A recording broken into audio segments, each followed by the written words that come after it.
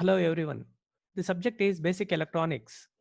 The module 3 deals with op-amp applications. In this video, we shall see how to configure the op-amp as a voltage follower and how to configure the op-amp as a subtractor. First, we shall see how to configure the op-amp as a voltage follower. As the name itself implies, the output voltage follows the input voltage. That means the output voltage will be same as the input voltage. The gain of the voltage follower will be equal to 1. V naught by Vi will be equal to 1. Therefore, V naught will be equal to Vi. If the output voltage follows the input voltage, what is the use of this voltage follower circuit? That later on we shall see. Here, the output voltage V naught is fed back to the inverting terminal of the op amp without using any feedback element like the resistor or the capacitor. The input voltage Vi is connected to the non-inverting terminal of the op amp. The output voltage is taken at this terminal. The plus VCC and minus VCC are required for the working of this operational amplifier. This point is named as A. So the voltage at this point is abbreviated as VA, voltage at node A. To derive the expression for the output voltage, we shall assume the op amp as an ideal one. That is, the difference voltage Vd equal to 0. That means the voltage at the inverting terminal of the op amp should be equal to the voltage at the non-inverting terminal of the op amp. Then only this difference will be equal to 0. The second point is the input terminals of the op amp do not draw any current because the input impedance for an ideal op amp is infinity. So current is given by the formula I is equal to V by Z. I equals V by infinity. Z is infinity. So V by infinity is 0. Therefore, the input terminals of the op amp do not draw any current. So if this difference voltage has to be 0, the voltage on these two input terminals should be same. So here the voltage is Vi. On the non-inverting input terminal, the voltage is Vi. Therefore, the voltage at this inverting input terminal will also be Vi. So I have written the voltage at node A is equal to this input voltage. The same input voltage will appear on the output terminal of the operational amplifier.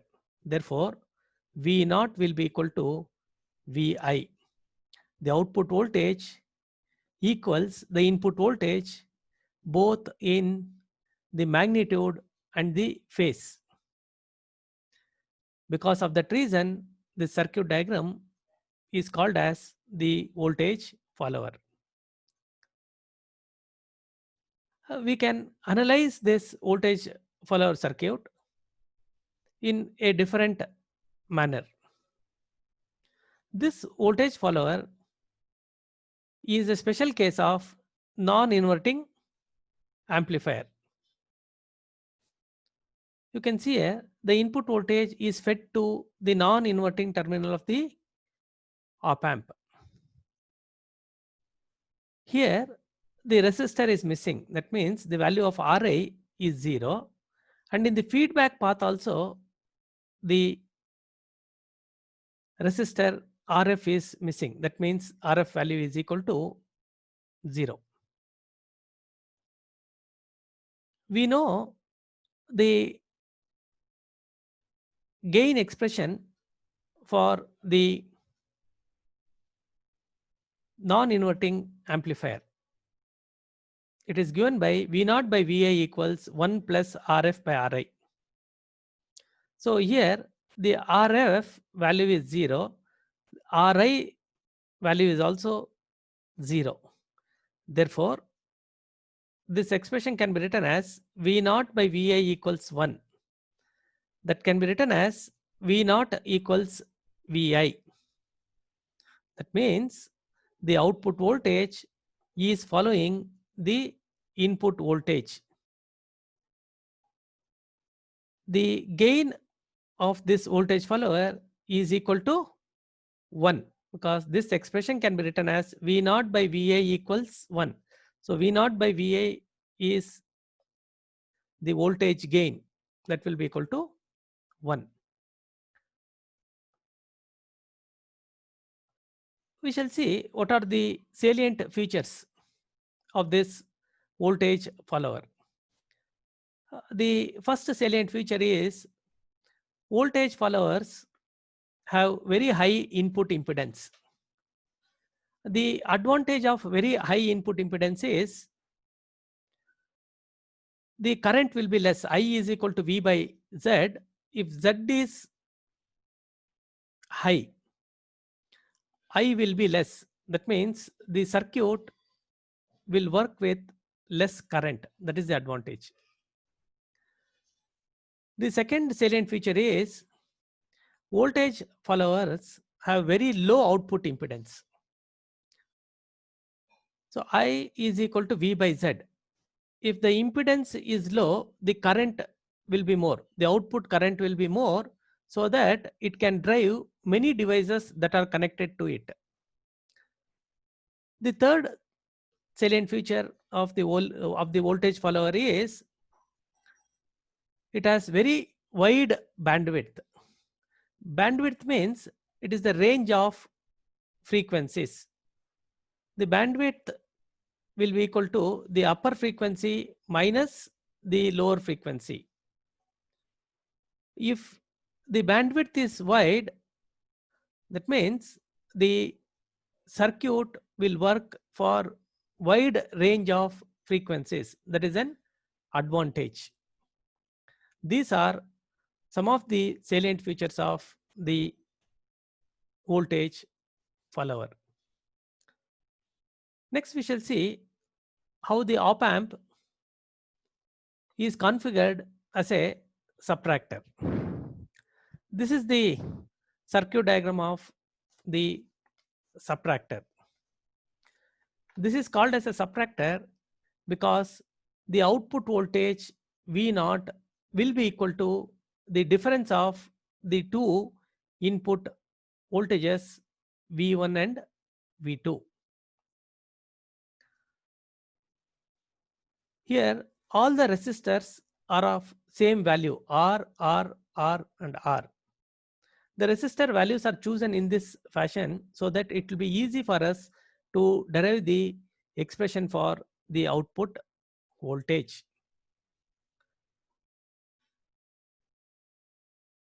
Now we shall see how to derive the output voltage expression. So in order to derive the output voltage expression, we assume the op amp as an ideal one. That is, the difference voltage is 0. That means the voltage at the non-inverting terminal equals the voltage at the inverting terminal. Then only the difference voltage will be equal to 0. The second point is the input terminals of the op amp do not draw any current, because for an ideal op amp the input impedance is infinity. If the impedance is infinity, the current I will be equal to 0. I equals V by Z, that is equal to V by infinity, that is equal to 0.